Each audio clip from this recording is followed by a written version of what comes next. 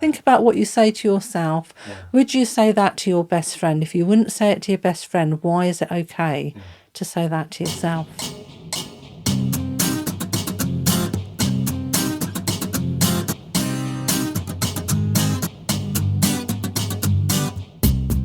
Hello and welcome to Sharp Podcast, the self-development podcast where we help you get better at the stuff that matters to you so you can spend less time doing the stuff that doesn't matter. And if you're a regular listener, yes, that has changed from what we used to say. I hope it hasn't made you feel uncomfortable.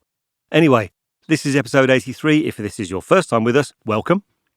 If you've been here before, you might notice this episode is a little bit different. It features a powerful conversation with qualified hypnotherapist and trauma PTSD specialist Sandie Doyle.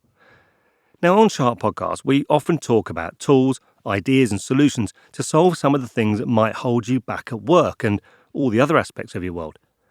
We've done episodes before about work-life balance, how our brains work, and things like meditation. But what we've not really looked at in any detail is our subconscious and how, on a deep level, it can impact our lives, our work, and sometimes our subconscious can be the cause of a root problem holding us back from achieving the success that we really want. So today, we're talking with someone who solves those problems for people. Now, Sandie shares her amazing experience helping people overcome wide-ranging challenges from a fear of frogs to some more serious stuff. Oh, and a couple of warnings up front. We will be covering some tricky subjects in this conversation. Now, don't worry, we don't go into graphic detail on any of them, but the subjects we discuss will include things like phobias of animals, dentists, tight spaces, and some parts of the conversation we briefly touch on some quite serious subjects. Again, no detail, but I just wanted to make you aware that the subject matter will include reference to terms like car accidents, domestic violence, sexual assault, smoking, suicide, and child loss. Why are we talking about this stuff? Because in every case, Sandie has helped these people solve the problems that their subconscious is causing, and she's made their lives better, made them happier, and in many cases, she's helped with some significant life-changing situations. And I'm sharing this conversation because I wanted to explore the power of the subconscious, how it can affect us, and how we can work with it to break free of our limitations. Now, obviously, we are not giving you personal advice. If any of the areas that we discuss affect you, please contact a professional like Sandie or someone similar. Importantly, someone qualified like Sandie. And be careful, because there are unqualified people out there who dabble in this stuff and they might not give you the care that you deserve. At the very end of the podcast, after the closing music, there are some relaxation exercises you might like to try. This was an in-person recording. Join us in the studio as I abruptly ask Sandie, who are you? We're going to have a really interesting conversation about all sorts of stuff. But before we do that, who are you? So I'm Sandie Doyle. I come from Southampton area, just outside of Whiteley, actually, just the other side of Fareham. And we met at Portsmouth Business Exchange networking, which seems like ages ago now, but actually it was quite recently. Yeah, I think May was when I came and did the first presentation. But Penny's awesome, isn't she? Penny, yes, who absolutely. until recently ran the PBE. Brilliant networker and always knows somebody that you need. Yeah. I think in the last 3 podcast episodes where I've had a guest, I've bigged up Penny. I can't stop doing it. And your presentation back in May was brilliant, I have to say. Oh, thank you. Got a lot from it. Well, you actually came back and you did something with emails, didn't you? From the variety, sorted out my thousands of unread emails and actually started deleting them all. Yeah. Well, I was really grateful for the opportunity to present, because actually what back then was quite a sort of loose set of ideas has now turned into a very clear 5-step framework. It's called CLEAR. And we now work with organisations to support teams with it. And I'm currently working on a digital online version as well for individuals. But anyway, today's not about me. It's about you. Stop talking about me. So we met at Spark. Here's a challenge for you. In one sentence, can you tell the listener what Spark is? It's a place where people can go that are feeling isolated, forgotten about, left out, where they will always find someone to support them, to listen to them and hear, more importantly, because listening and hearing are 2 different things. And the phrase is a cup of kindness, isn't it? Cup of kindness, and it's pay what you can afford. And this is something that Becky's very passionate about. We offer cheese toasties. We have the best cakes from the 10th Hole and Queen's Hotel. They donate every week. And it is always pay what you can afford. So nobody needs to think they can't afford to go out for a cup of coffee. Fabulous. They'll always get a cup of kindness. So, common ground, we met at Portsmouth Business Exchange in the Spark Community Centre in Portsmouth. You do some voluntary work at Spark and support Becky in the amazing work that the team there do. But today we're going to talk about what could be a challenging subject. And I guess the thread that holds this all together is the subconscious and the power of the subconscious. Before we start talking about that, can you just tell us how you got into it? Because you were in the police, right? Weren't you, to start with? Yeah, I spent my first career was in the police for 14, 15 years.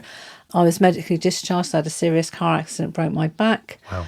And after 2 years of not working due to the injury, I then found myself going into education as a learning support for children with special educational needs. And then that led me into mainstream school, working with them. My daughter, she was a skater, and the way I got into hypnotherapy... Ice skater, not skateboarding. Ice skater, yeah, ice skater. And I started training in hypnotherapy whilst I was a learning support assistant. And the way I came into it was I was at the ice rink with her one evening and had terrible toothache. And her skating coach said to me, well, you should really get a dentist appointment, get that sorted out. Right. Well, unbeknownst to her, I had the worst dental phobia you could imagine. And there was no way I was ever setting foot in a dentist.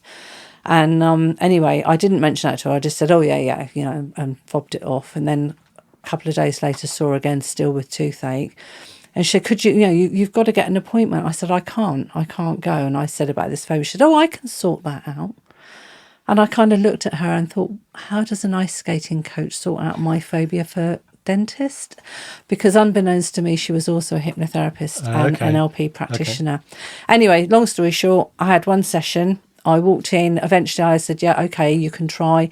But I was convinced, because I knew how terrified I was of the dentist, that I didn't think anything could ever cure it. So I went in believing that it was not going to work. I was willing to try it, but I honestly didn't think for 1 minute it would work. Right.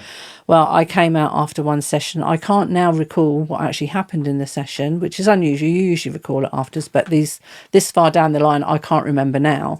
But I've been to the dentist ever since. I've had a large double tooth extracted, where the dentist said to me, oh, well, I've put 4 injections in. You shouldn't feel anything, but it might require a bit of a tug. And, he said, but if you feel any pain, tell me and we'll put another injection in. And it's a bizarre feeling, because I sit in the chair, very calm, listening to this, right, as if I'm at the hairdresser's. And part of my brain is saying, why are you sat here so calmly? How is this happening? How are you even sat here in the first place? Because in the past, before I had the hypnotherapy, I had to have a tranquilizer just to have a filling. Okay. I'd literally be put out and take a driver with me to take me home. Wow. So that kind of got me interested. I then had a similar experience with her, but this time involving a lift, where we were in one of these tiny little glass lifts, which I could cope with, until a very large gentleman got in carrying a child. And at that point, it became overload and overwhelm for me. And I thought, oh, God, I can't, I'm trapped, I've got to get out. Yeah. And again, another conversation later, I had a session with her for claustrophobia. And again, since then, I've not worried about planes. It really affected me on planes when you land and everybody stands up and gets their luggage down, and you've got this crowd of people all down this narrow aisle between you and the door, and you can't get out. And I'd find myself having sort of palpitations, and I just wanted to rip people's heads off and say, get out of my way, just let me off this plane. And since having the session with her on that, again, nothing. So it got me thinking now, I thought, there's something in this hypnotherapy. I'm really intrigued with this. So we had a long conversation about it. And then I started researching and found a training school, Hampshire School of Hypnotherapy in Portsmouth, where I could train at weekends around the job I was doing. So I couldn't afford to give up my job to go and train. So that's what I did. So there's a couple of things you said there, which I just want to unpack, because some of our listeners will be... they'll know all about hypnotherapy, and you also talked about a thing called NLP, which will... Neuro Linguistic programming. Okay, so we'll unpack that in a minute as well. Other listeners won't have any experience with any of those things, apart from, stage hypnotism and all that stuff. And then some of our listeners will also say, it's all rubbish. It doesn't work. It's all trickery and all that kind of stuff. So first of all, with hypnotherapy, fundamentally, how does hypnotherapy have an impact on people? What is actually happening when someone is hypnotized and, in your case, end up being better equipped to deal with a dentist or confined spaces? What's going on? In hypnosis, it means that I can bypass the conscious mind and work with the subconscious mind, which is where all your memories are stored. By bypassing the conscious mind, which has got the monkey on the shoulder saying, oh, you can't do this, you're frightened of that, you can't do that, and questioning everything you do, working with the subconscious mind, I can go back and find where that initial event was that has caused the fear, the problem, the anxiety, whatever it is that we're working with. I can find what the original event is that has led into that problem. So just to clarify my understanding of it there, hypnotherapy is not about tricking people, making people do things against their will or some kind of magic. It's about, there's a behavior that we've learned, we've forgotten how we've learned that behavior, and what you're doing is helping the person do a bit of detective work and find out where that access the memory to find out where it was learned, and then change that pattern of behavior. So it's like if you've got a computer and you've got a faulty program on it. Right. It's like I'm the Nannie McAffee that goes in and deletes the faulty program and puts in a new program. And you mentioned about hypnosis and it being magic, etc. No, it's not magic. I can't force anyone. I can't make anyone do anything they don't want to do. So if they've come to see me, I make the assumption that they want to make the change. Otherwise, they wouldn't come. By wanting to make that change in the first place, they've already made that first step towards making the change. So they're open to the suggestion that they can make things different. You're not asleep in hypnosis. You're in a very deep sense of relaxation. It's like that bit in the morning, if you ever set that alarm in the morning, you hit that snooze button and you lay there and you think, oh yeah, I just had that extra 10 minutes, and you might hear the kids outside or the dog downstairs or other noises around you. You're aware of the noises around you, but you're so relaxed you just don't care what anyone else is doing. And when you're in that nice relaxed state, it's easy then to access the subconscious mind and do the work. We'll talk about hypnotherapy a bit more in a minute. You also said neuro-linguistic programming. So again, for our users, in a simple 1 or 2 sentence explanation, what is NLP? So neuro basically means to do with your mind. Linguistic is to do with the language we use. So basically, if you think you can't do something or you think you can, you're right. Whichever you think, you're right. Because you will either talk yourself into being able to do it or you'll talk yourself out of being able to do it. So neuro-linguistic programming is just a way of using language to reprogram your thought processes. In a nutshell. So it's about self-talk, and it's about what you tell yourself about yourself. And also, of course, that same thing can apply to other people. So, if you keep telling someone that they're awful, then they'll learn to be awful, because particularly if you're in a position of authority over them and so on.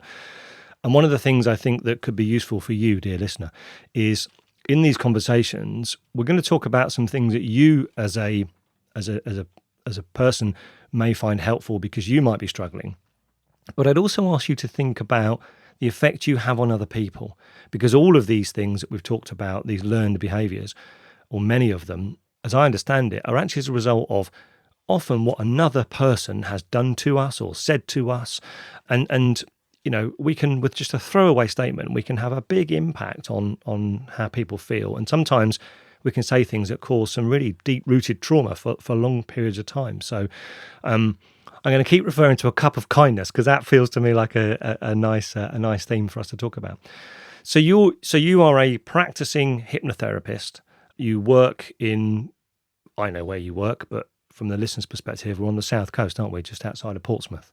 Yeah, I'm based just off of Junction 9 on the M27. I work from home, but I have a proper office within my home, separate from the rest of the house. There's only me there, so it's completely private. So in your experience, with all the different people you've talked to and all the different people that you've helped, just tell us about some of the ways people's subconscious mind can hold them back. Okay, so an interesting one on phobias was a lady that came to me who had a really severe phobia of frogs. And it came about as a result of a person that she worked with noticed that every day when she went to work, she parked in the car park, and instead of taking the direct route into the office, she walked all around the outside of the road, literally a 3 or 4 minute detour to get into the office. And when she questioned her about it, she admitted that she had this absolute terror of there being a frog. And because there were bushes along the pathway on the direct route in, there might be a frog in the bushes. Wow.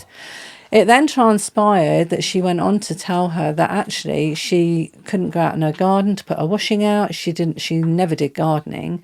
If she went to a barbecue, she'd be the one stood in the kitchen drinking because she couldn't go in the garden, or because there might be a frog. So under hypnosis, we went back and discovered that the initiating event that had caused this was when she was actually, I think if I remember rightly, she was about 11 or 12, walking home from school with some friends, and inadvertently trod on a frog that was already dead. Okay. But that squishy, horrible feeling underneath, you can imagine sort of 11 or 12-year-olds like, and all the squealing and the horror of it. But somehow that had stayed with her and it developed into this huge phobia around frogs. But she wasn't aware that moment had made that significant change, which resulted in her walking the long way round every day that she went to where she was going. Yeah, that's a bit of a fun one. On a more serious level, how it can impact people in business, for example.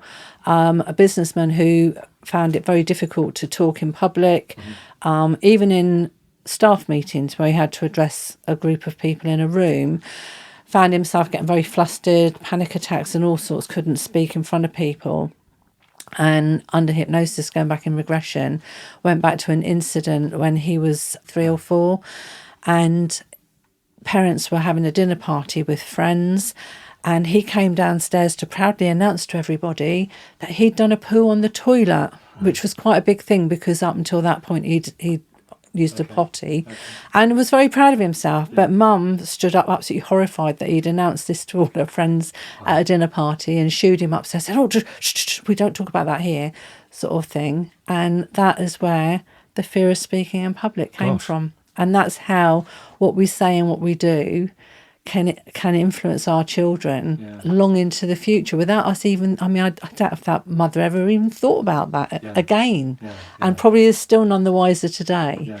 So our language and the language we use to particularly children in those young years is so important. So in that example of the chap that had a fear of speaking in public, there's a very clear event that happened that sort of locked in that fear. And I can understand why he may not remember that's... But it wasn't what he did, it was the impact his parents had on him that presumably made him feel like saying something out loud in public is not a good thing to do, so I'm just going to not bother doing that.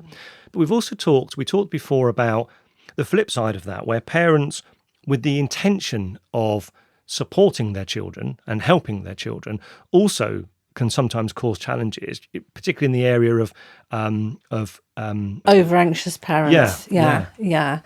Anxiety is very much can be a very much learnt response. So therefore, if you have a child that's brought up with an over anxious parent that's fussing around, if they fall over, it's, oh my goodness, quick, come here, darling, come here, let me see. Oh, that looks nasty. Oh, do we need to call a doctor? Do we need? And they make too much fuss about minor incidents instead of, you don't have to be flippant and not. The child needs to be heard and acknowledged, but there's a difference in the way you deal with it. So the child that comes over having grazed their knee and the mum says, oh, never mind, let's have a look.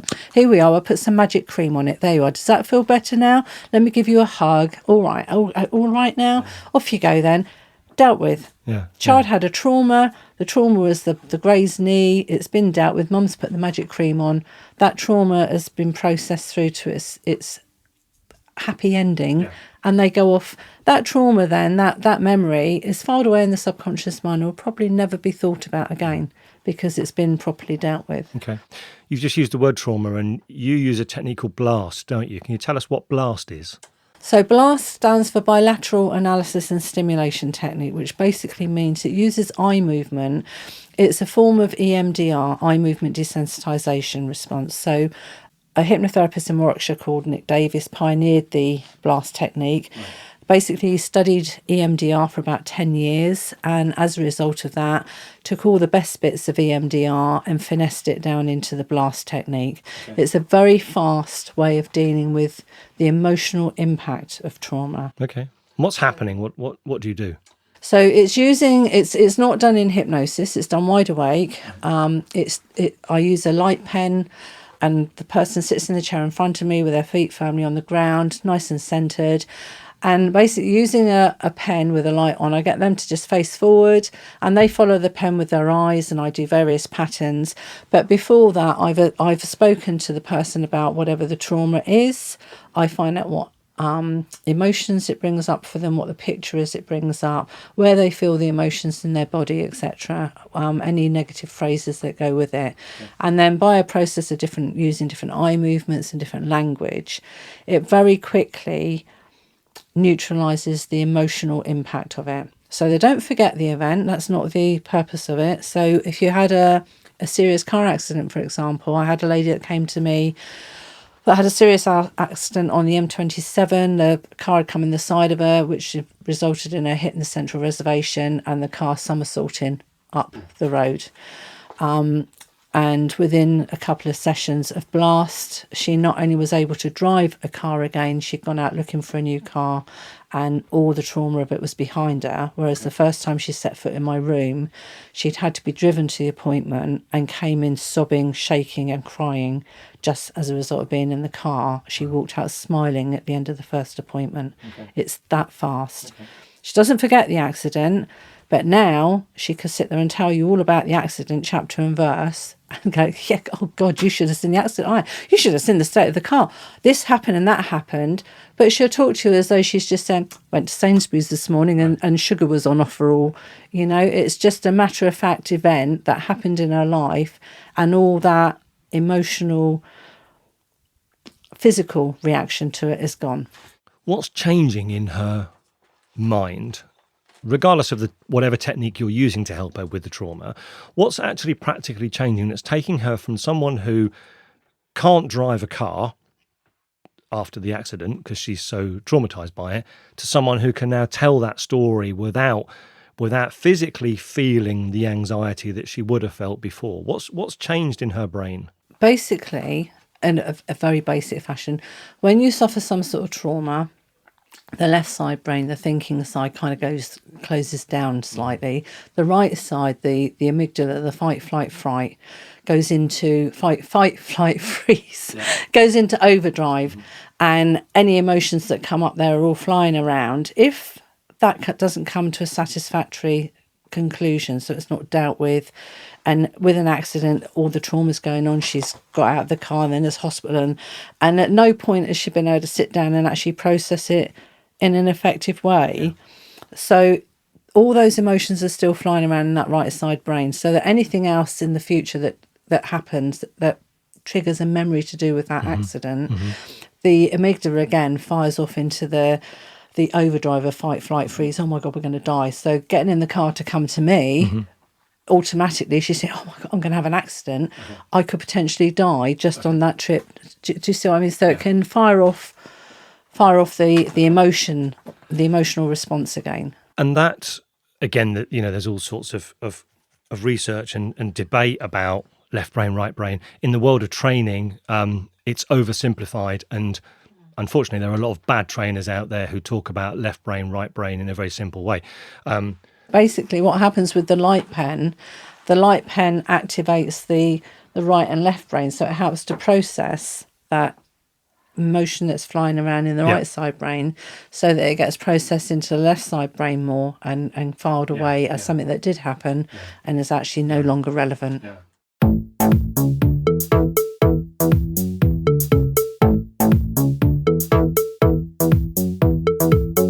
What a lot of people don't understand is that we, as managers, bosses, leaders, we can cause people at a very low level to feel that same level of danger, that fight, flight, freeze, play dead syndrome.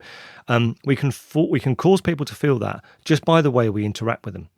And if we're behaving with people in a way that constantly is putting them under stress, constantly is making them come to work feeling like, I'm not valued, you don't see me, I don't matter, and that can generate a huge degree of anxiety. Now, it's a very complex world. I'm not offering a simple solution. I guess what I'm saying is, from what you've told me and from what I've learned, the effect we have on people is massive. And whether it's the effect of a car crash or the effect of telling a child off at 3 years old for something they said, the impact we can have is massive. Coming back to NLP, when you talked about the language we use and the way we talk to people, that can have a huge effect on how people feel about themselves, which ultimately has an effect on how successful they can be. So I guess what I said in that monologue really is, it's really important that we think about what we say to people. We think about how we say it. We don't want people thinking they should just walk on eggshells and try to get everything right, because we'll get things wrong all the time. But if you have good intentions and you have good heart and you do what you think is the right thing to do, then you're much less likely to cause people difficulty. Just don't be a dick is basically what I'm saying to people. Anyway. So going back to the blasting, just to sum it up, basically what blast does is it helps the person that's had the trauma, it helps them to reprocess the traumatic event so that they understand what happened and they can remember it, but without the physical or emotional response to it anymore. Okay, so they're remembering the event, but the physical and emotional response fades away. It's gone. Because presumably that part of their brain is not sending that signal to say you're in danger. So, for example, when I start a session and I ask them about the trauma, and I ask them to score it 0 to 10, as they're sat in the room now thinking about it. I get them to just close their eyes, think about whatever it is, and when they think about it, score it 0 to 10. And I'm looking for anything that scores a 7, 6, 7 and above. Okay. And then by the time we've done this processing, that 10 will be a 0. Okay. Wow. Yeah. So we've talked about trauma. We've talked about faulty programming, you being Mrs. McAffee. We've touched on NLP. What was that book that you had, which... So we're going to put a link in the show notes to this, but you were recommending this book that you've got in front of you. Tell us what that is. For anyone that suffers, that has bouts of anxiety for whatever reason, there's a very handy little book by a lady called Melissa Tears, who's a quite well-known hypnotherapist in the States. Mm-hmm. And I had the pleasure of seeing her do a talk at a hypnotherapy conference over here a few years ago. And she's written a book. She's written lots of books, actually. But one that's very good is the Anti-Anxiety Toolkit, which is rapid techniques to rewire the brain. Okay. And in this book, there are lots of little exercises that you can do to help you if you're in the office and you're about to address a meeting and you're having a bit of an anxiety attack. There are lots of little exercises that you can do in just a couple of minutes to bring your anxiety level down to a manageable level to go and do whatever you need to do. I'm going to put you on the spot. What does she tell us we should do? Can you give us an example of the exercises that she says? Just an example today, for example, I've never done a podcast before. Really? And I'm not generally an anxious person. Okay. I'm very much a whatever. So today it caught me unawares when this morning I started actually thinking about the podcast and getting a bit sort of, I guess it was a bit anxious. And I was thinking, what if I do this? What if I do that? And one of the helpful little tips she says is just insert the word so at the beginning of that phrase. So instead of thinking, what if I blank? So what if I blank? What's going to happen? Who's going to shoot me? Okay. So what if I can't do it? So what if I don't cover everything? So what if I make a mistake? Yeah. Whatever it is you're telling yourself in a negative, put so in front of it, and that what if becomes so much less than it was before. Love it. Just a little thing. What I find really interesting is you as someone who helps other people with trauma and anxiety and that kind of stuff. To me, that's a really good example that none of us perfect. We're all on a journey. We're all learning. And this is one of the reasons why I do this podcast. And I'm going on a journey of learning, understanding how these things work and the impact they have. And it's really refreshing to hear someone who, whilst you are a practitioner of some of the solutions for people, you're also on your own journey and you're also learning about, how do you deal with stuff? We're all human. None of us are perfect. Yeah. And we're all traveling the world. We've all got our own map of the world, and that's something I think is so important to remember when you talk to people I'm as guilty as the next person of having a bit of road rage when someone suddenly pulls out in front of you or turns left or right and doesn't indicate, and you sat in the car saying, "Oh my goodness, if you've got a kit car that forgot to put the indicators in and this sort of thing."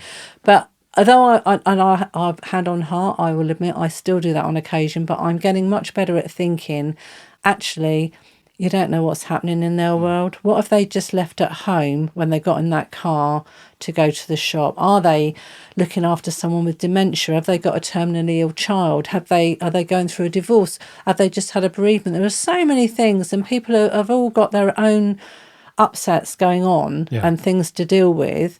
And none of us are perfect, and we can't, we're not an island on our own, and we can't just deal with everything all the time. Eventually something's got to give, and so you forget to indicate. It's not the end of the world.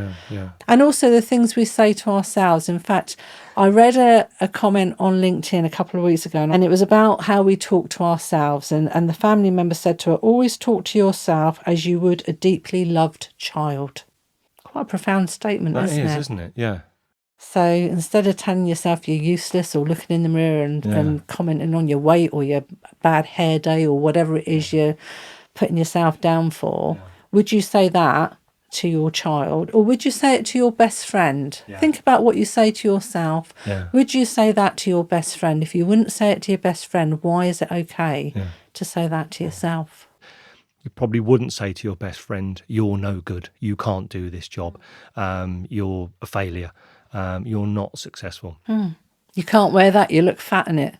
and I think particularly for those of us who are self-employed or run our own businesses, a lot of people underestimate the impact of how powerful our self-esteem or lack of it can be when you're working for yourself. Because when you work for someone else, you've got a much clearer guide as to how well you're doing and what you need to do to be successful. It's a bit more straightforward. When you work for yourself, you're working that all out yourself. And you've got to promote your business, build relationships with clients, generate business from places. And let's face it, we are more often faced with failure than we are with success, because it's just in the nature of what we do. And if every time you're faced with failure, you talk yourself down a notch and reinforce to yourself that you can't do it, or you're not great, or you're not doing the right stuff, you wouldn't talk to a close friend like that, or a deeply loved child. So I think that's a fabulous tip. And I think it's important as well to acknowledge the things you do well. Yes. I mean, you've hit on something there about the fact that when you work for yourself, quite often you wear so many hats. As you say, you not only do your job, you're responsible for your accounts, your social media, everything you do in between. It's all down to you. And you're not Superwoman or Superman. Something's got to give somewhere. So it is important to sometimes just sit back and, instead of criticising yourself for all the things on the to-do list you didn't do, pick out the things that did go well that day. So for me, if I've had a day where I think, oh God, I should have done my accounts, I should have done this, I should have done that, but I might just reflect back on a client that week and the result that I had and think, but I might not have done my accounts, but look how I changed that woman's life the other day, because now she can do this, this and this, or now she feels whatever. And, or, it might be a person that I've worked with a few years ago. I worked with a lady. I'm just going to recount this story. I worked with a lady, a young lady in her late teens, early 20s. She came to my notice when I was a crisis worker, and as a result of a chat with the mum, it was several months down the line after I'd left crisis work that mum looked me up and brought her daughter to see me. And basically, she'd had a sexual assault as a result of a drink spiking incident. And without going into any other details, I still kept in touch with mum because she's referred several more people to me as a result of the result with her daughter.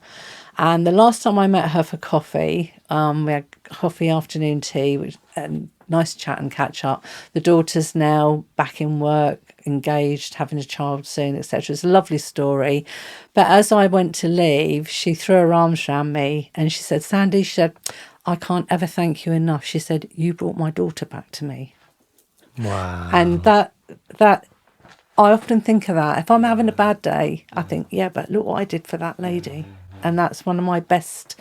I mean, there are lots of clients that I could think of along those lines that I've worked with over the years that have had a similar effect. But her words, I think because I'm a mum as well, those words really struck a chord with me.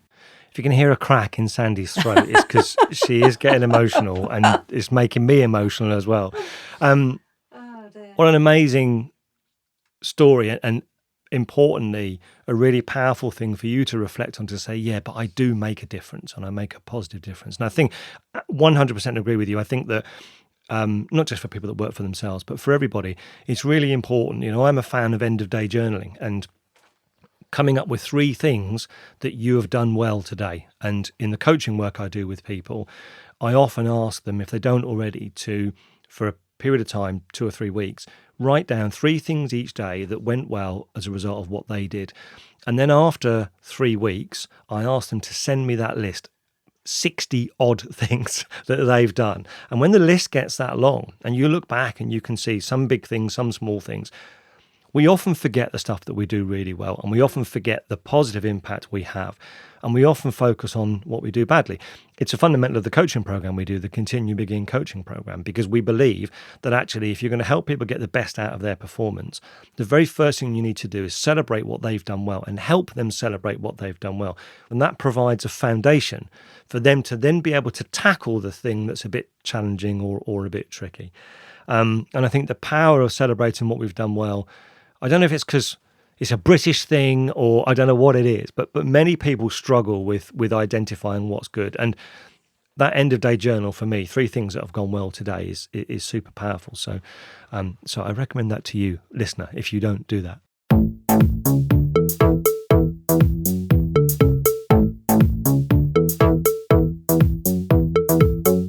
So in this final section, we want to just talk a little bit about some of the practical things our listeners can do. The first one on my list, which we wrote down when we talked last time, was cut down on social media. So we've touched on this, the pervasive power of social media, and this idea that everyone else is amazing and I'm not, because people measure themselves by what everyone else is putting out. I don't go onto LinkedIn and say I'm having an awful day and things are going horribly wrong. None of us ever does it. So, well, exactly. And nobody wants to read about the bad stuff, do they? But ultimately, we go on there and we read all this good stuff. And we read your post and think, oh, wow, he's had a really good week. Oh, God, and I've done nothing this week. Oh, God, well, I should have done this and he's done all that. And why didn't I do this? And, oh, well, I've had a really bad week by comparison. And that's what happens. People read all the good stuff, which is what we put on there. Yeah. But there's very few people that will actually go on there and be real. Yeah. And say, actually, do you know what? I'm really struggled this week and this is what's happened to me and blah, blah, blah. Yeah. It is, a lot of it is all positive stuff. And I think most people will admit this, if only to themselves and not to other people. You start scrolling, before you know it, you can easily have wasted an hour, 2 hours, because you start scrolling, you get sucked into what you're reading about. And then I think, oh, that poor person that's had that dog stolen, and now I'm sharing that. And then the next one comes up and I'm sharing that. And then I'm checking the ones that I've saved in case it's already there somewhere. And then something else comes up. Okay, so number 1 on the list, cut down on social media. However you do it, and if you need some help, talk to Sandie. She'll help you. The other thing we've got is about deep breathing. So tell us how deep breathing can help you. Deep breathing helps you relax. So, for example, a lot of people that smoke, they say that they turn to cigarettes, for example, in times of stress. Okay. And actual fact, it's not the cigarette, lighting up the cigarette, that releases the stress. When they take a drag of a cigarette, and I'm speaking from experience here as an ex-smoker of many years ago. How many copies of Alan Carr's Easy Way to Stop Smoking have I got on my shelf? Sandie? Oh, 3. 3 copies. So I bought a book every time I gave up smoking. It's very effective. I've done it 3 times. So I know. Clearly very effective then. But yeah, when you take that first drag of that cigarette, when you're under stress, you light it up. And the first thing you do, you take a huge inhale and you hold it and then you breathe out. That is what is relaxing you and releasing the stress. It's nothing to do with a cigarette. A cigarette's a stimulant, a nicotine's a stimulant. So quite often, if you just sit back and relax and do some deep breathing, that in itself will help. Okay. I've got a couple of little techniques actually. Go for it. Sort of anxiety relief exercises. I've put the relaxation exercises at the end. There's no need to go there now, but you can try them out later. And I thought it'd be easier for you to find them at the end of the podcast instead of being hidden here somewhere in the middle. So check them out after the end music bit. But right now, we go back to the conversation. Okay, so we've said cut down on social media, bit of deep breathing. We've talked about some relaxation techniques. I've got empty chair and writing a letter. So writing a letter, so maybe you've got a parent that's not been the best parent in the world. They might be alive, they might be dead. But if you don't feel that you can actually say everything to them that you want to say, whether it's through guilt because you think you're going to hurt them, or that you're just not brave enough because they're too overpowering, or whatever the reason, write a letter to that parent saying everything you want to say, however bad it is, using whatever language you want to use. Write it all down and then burn it. Okay. And again, you can do this with an ex-partner, a bully in the workplace. It can work for anything, really. Just writing it all down because it's getting it out of your head and then burn it. And the empty chair, that's similar, The isn't empty it? chair is a similar thing, but that's more a technique that I would use in the therapy room. Okay. That's very effective, particularly used in hypnosis.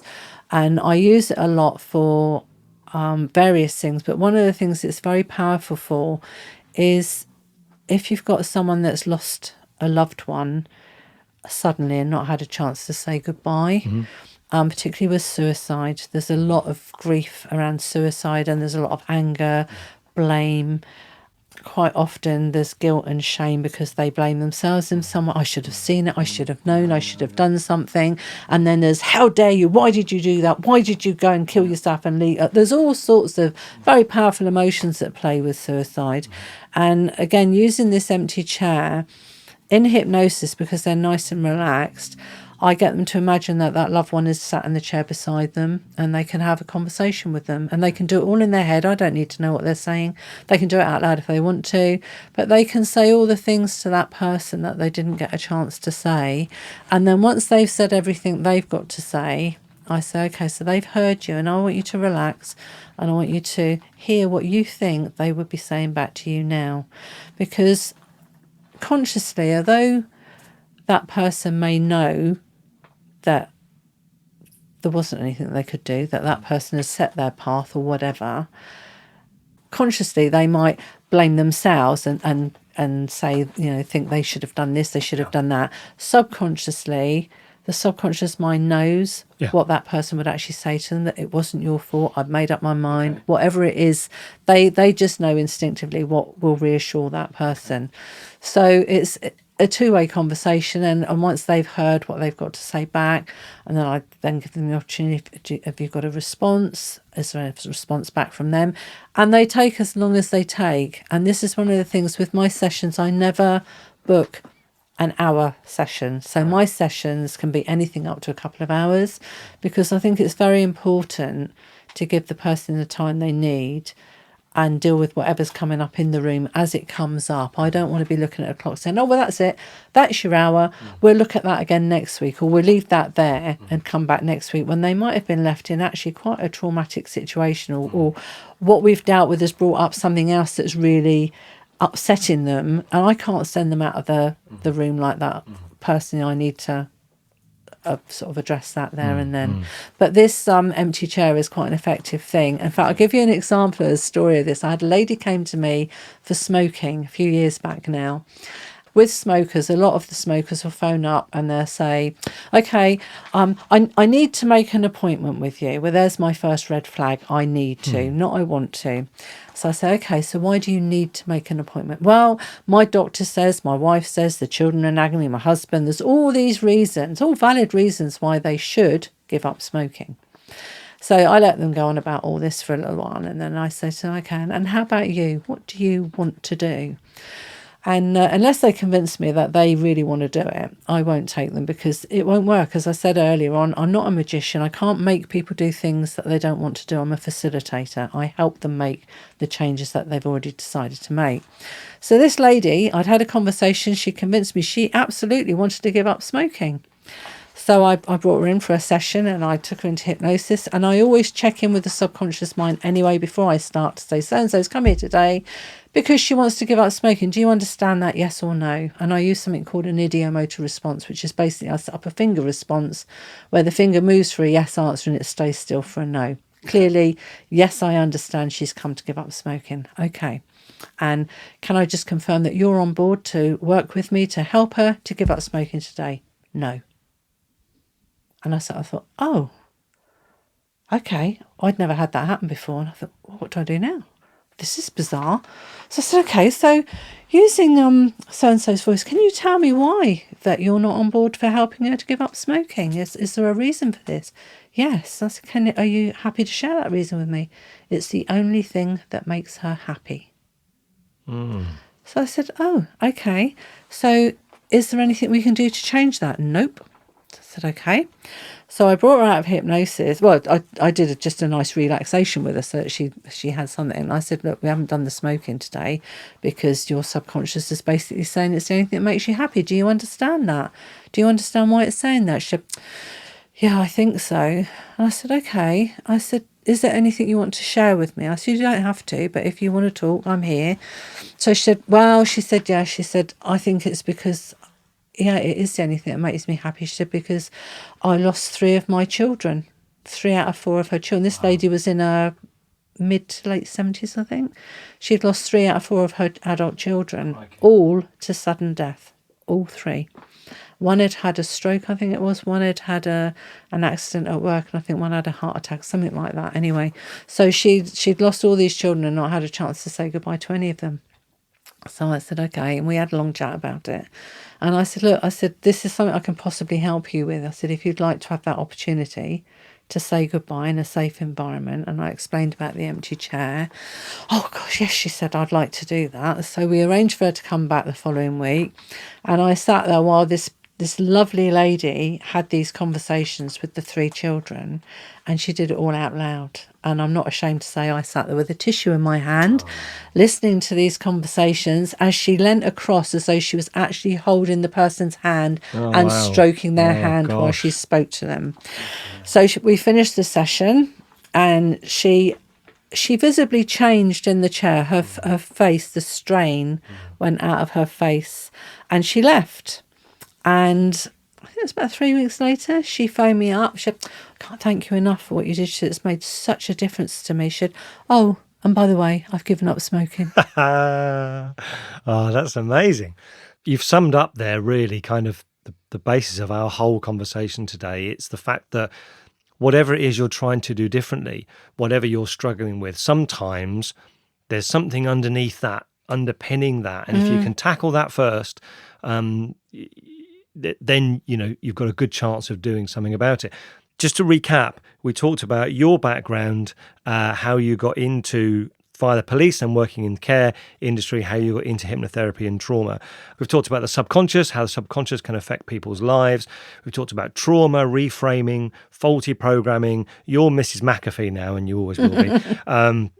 We touched on neuro-linguistic programming, self-esteem, the importance of sleep, and then we got into some real practical stuff about people can do, cutting down on social media, deep breathing. You've talked us through some relaxation exercises, which I will put at the end of the podcast, listener, for you to listen to without having to scroll through the whole thing. We talked about writing the letter, empty chair, the importance of sleep. And that little word, so. And I really like that. That's a nice, simple little technique. So what? A thread that's come through everything you've talked about is people solve their problems by talking to someone. Obviously, you've given us examples of how people can talk to you, but also, trying to find someone you can talk to. And if you can, trying to talk about stuff can be so much more helpful than just keeping it inside, can't it? And just bottling it in. So whether that's a professional like you, Sandie, or whether it's a family member, a friend, sometimes I find it easier to talk to someone who I don't have all the baggage with. I don't just go and talk to random strangers. I've been told to stop doing that. But sometimes it can be easier to talk to someone who maybe doesn't know you so well or doesn't necessarily have all that baggage. And don't forget, you've always got the Samaritans. Yeah, the Samaritans. They're completely anonymous, so you can pour your heart out to them. and they're a safe space to talk to if you don't feel that you want to talk to family or friends, and if you haven't got the means or the inclination to go to a professional, perhaps you're not quite in that right place to do that. So talking is important. Sometimes it's hard to do, but usually it's better to do than not do, isn't it? I think is the advice. The other thing that you've said, you've touched on a couple of times about the car driving and how we deal with other people. Just be kind to people. We don't know what people are going through. We don't know what's going on. The phrase that springs to mind is one that I've heard a few times. We judge ourselves by our intentions and others by their actions. So actually, if someone cuts you up, or someone's rude to you at work, or someone says something to you that isn't great, just pause for a second, because you don't know what that person's going through. You don't know what's going on in their mind.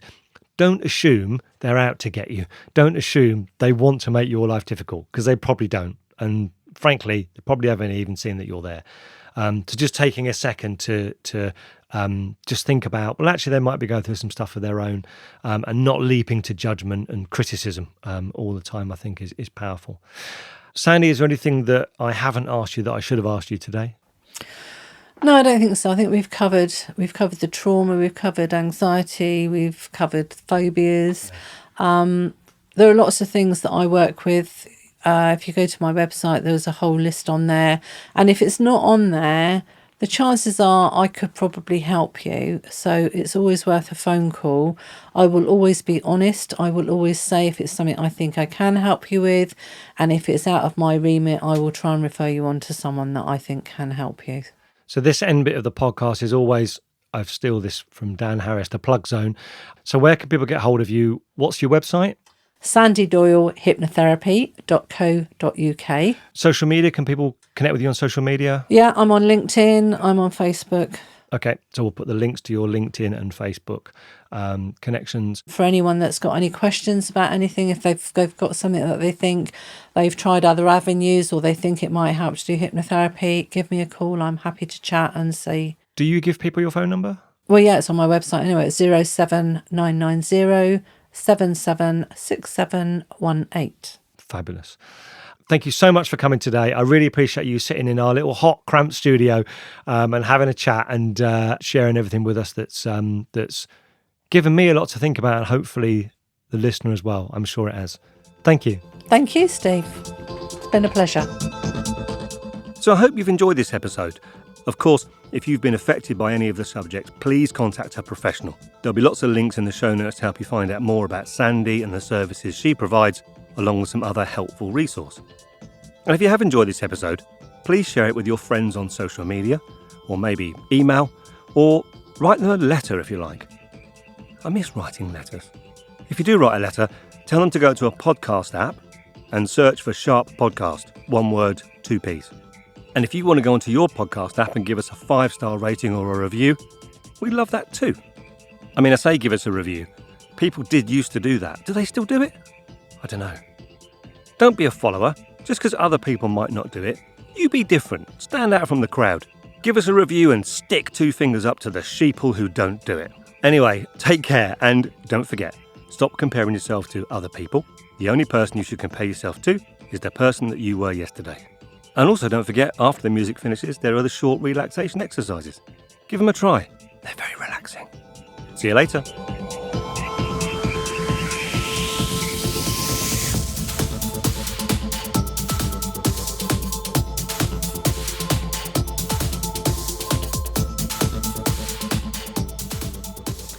Hi there, it's me again, and I've got a couple of exercises that you can do if you're feeling a bit stressed or anxious, just to help you calm down and relax.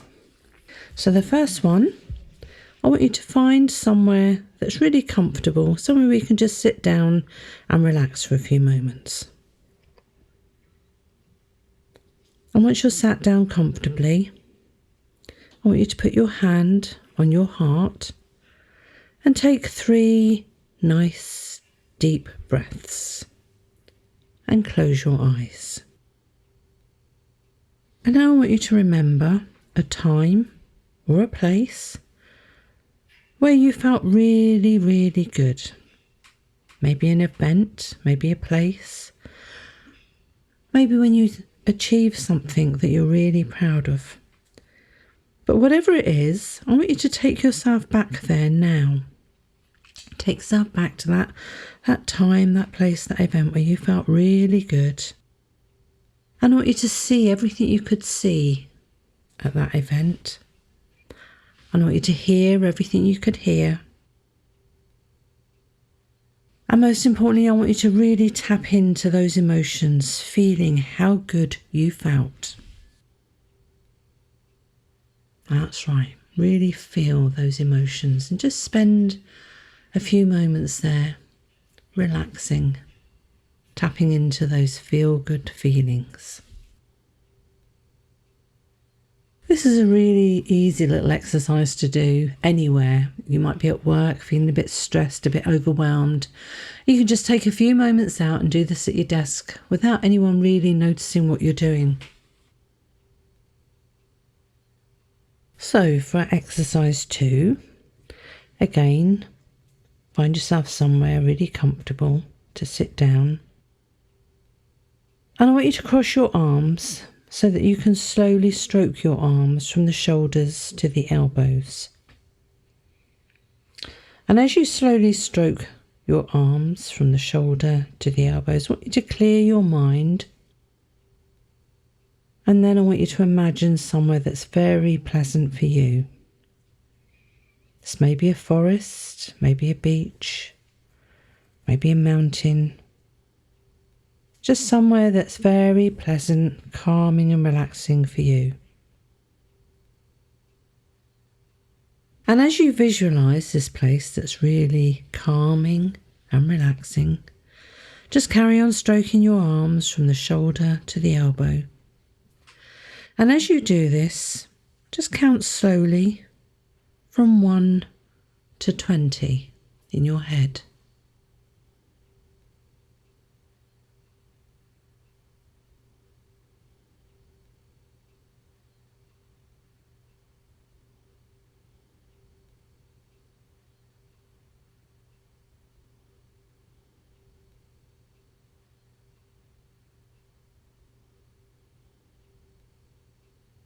And then move your eyes from left to right 2 or 3 times while still stroking your arms. And then finish by saying to yourself, I'm okay, or I'm safe, or whatever positive phrase is appropriate for whatever situation you're calming yourself down from. So there you go. I hope you find these useful. And I've also given Steve a link to a relaxation recording that you're welcome to use if you'd like to. It runs for about 20-25 minutes.